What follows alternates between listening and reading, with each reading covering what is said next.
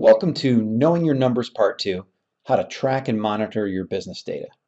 In this video, we're going to go over a simple yet comprehensive way to track your most important types of business data so that you can better manage your business and make sure that everything's running as smoothly and profitably as possible. Now be sure to watch the previous video in order to see how to run the reports needed to get this information, as well as to understand why this is so important in making your business a success. The Know Your Numbers spreadsheet is actually a Microsoft Excel spreadsheet, but it can also be opened up using Google Docs and works basically the same either way. By tracking the data in this spreadsheet, you'll be able to see how different tactics and strategies and some other factors affect the performance of your business. While it may take some time to become familiar with these numbers and what type of adjustments, if any, you need to make when you see certain things, you should still begin tracking it as soon as possible so that you have this data available later on. Some of the data points can only be obtained by gathering them each day. So if you don't start tracking them now, you won't have access to them later on. The report is actually separated into 3 separate tabs, one for sales, one for inventory, and the one that's going to summarize that data into a weekly report. For the sales tab, it's going to help you keep track of your sales by day for each of your products. And it's currently set up just to handle 2 products, but it can just as easily be used for 1 product or even more than 2 products by simply inserting some more columns. Now you get all the information for this report here from the detail page and sales traffic by ASN report, and that's under the business reports in Seller Central. And the pieces of information you want to get off that report are units ordered, gross product sales, sessions, buy box percentage, and unit session percentage. Now, if you want to gather other pieces of information, or maybe you don't want to gather all these, that's okay. These are just the ones that we found are the most important to begin to track. Now, if you do forget to start populating the data in this report right away, this is the one that you can actually go back and get at any point in time. You simply go into the detail page and sales traffic by ASN report and put in a different time frame and go back and populate the rows that you may have forgotten to do. But you want to try to get in the habit of doing this each day so that you start seeing trends in your reports where you can see what's changing from day to day.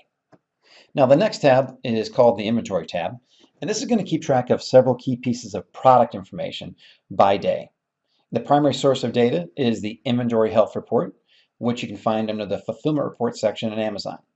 Now, one important thing to keep in mind is that report can only show you information for the specific point in time that it's ran. You cannot go back in time and get previous historical data on it. So it's important to try to run that report each day and preferably around the same time if possible. If you do miss a day, there's no way to go back and get that information. So that's why you want to get into the habit of running that each day. You'll also need to manually check your product sales rank, or BSR, by going to your product detail page each day.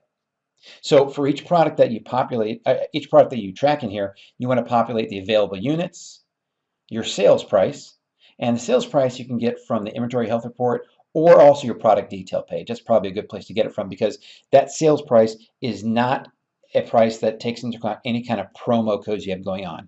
It's the same price that if anyone finds your product and goes to your detail page, what they would pay that day. That's the price you want to include here. And then finally, you also want to include your sales rank, which, as I mentioned earlier, you can get by going to your product detail page and scrolling down and looking for that BSR. Now, the last tab is the weekly report. And this actually summarizes together several different key pieces of data in order to get a weekly view or snapshot of how your products are performing. When the week's over, you'll have that snapshot here, and you're going to want to save this by either saving the entire spreadsheet and giving it a name that shows that it's just for that particular week. So for example, the Know Your Numbers spreadsheet for the week ending April 7th would be a name. That's one option. Or you can just keep one spreadsheet going and then take that tab that you put this weekly report on and make a copy of it and give it a name that shows that that particular tab is just for that week, and then you just keep adding tabs as time goes on. Now on this tab, there are 4 different reporting sections we'll go over, and for each one of those reporting sections, you'll get the data out of Amazon from the detail page and sales traffic by ASIN report. The reason we use that report is because, as you'll notice, each of these reports are broken out by product, so you need to have that report that actually breaks things out by ASIN. And you'll need to use the date ranges within that report in order to make sure you're getting the proper values for each one of these days.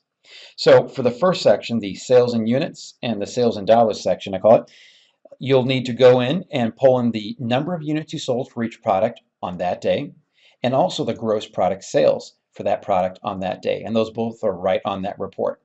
Now what will happen is that the spreadsheet will automatically create the graphs that you see below, which are great visual representations for how your products are doing over time.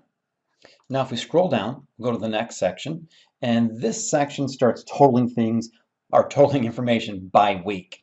So it's exactly the same information, units and also gross product sales, but you put in a date range in the detail page and sales traffic by ASIN report in order to come up with these numbers here. And then again, it'll create two graphs below, but it gives you more of a longer view, about a month-long view, how your products are doing week over week. Now let's scroll down and look at the next section. And this one we're going to start looking at the number of sales and the number of sessions that your products have had.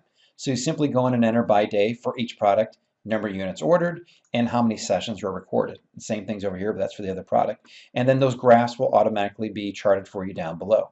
Now it doesn't tell you what your conversion rate is yet, but when we scroll down to the final section, the one that tracks buy box and unit sessions, you'll have to go in and enter the buy box percentage here. And the reason you do that is because the buy box percentage can be an indicator of why your conversion rates might be higher or lower. If someone else has the buy box, chances are you're not going to get that sale and your conversion rate will be lower. So that's why we track that here. But then the unit session percentage, which is also known as conversion rate, that's automatically calculated for you by going back up here and simply taking the units ordered and dividing it by the sessions. And so this is going to be graphed out below again, and it's going to tell you some good trending data for how well your product is converting, and also tell you what other factors may be involved in it. And when you start seeing this information and tracking it over time, you'll have a much better indication of how your product should be converting and when you need to investigate to find out exactly what's going on and why it's not converting as well as it should be. Now, even though you may not be to the point where you think this data will be of value to you, you may not be selling a lot or any right now, you still want to do your best and start tracking it when you do start making sales.